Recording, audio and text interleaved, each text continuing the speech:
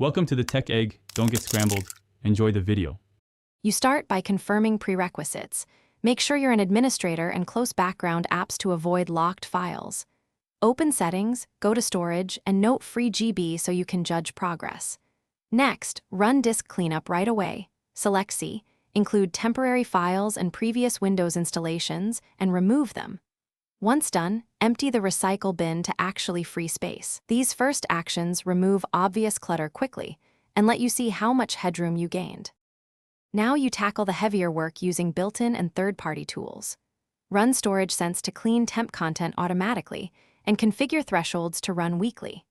Use WinDireStat or Settings Storage to visualize the biggest folders and files, then drill down to large installers, ISO, and old backups. Uninstall software you no longer use through apps and features, and remove language packs or optional features taking space. Make sure to double-check before deleting system files. Finish by cleaning system-level leftovers. Run disk cleanup again and choose Cleanup System Files to remove Windows Update caches and upgrade remnants. Once cleaned, optimize drives, defragment HDDs or run trim on SSDs, and run chkdsk if you suspect corruption.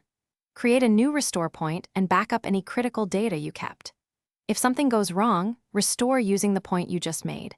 If a file is missing, check the recycle bin and use file recovery tools promptly to maximize recovery chances.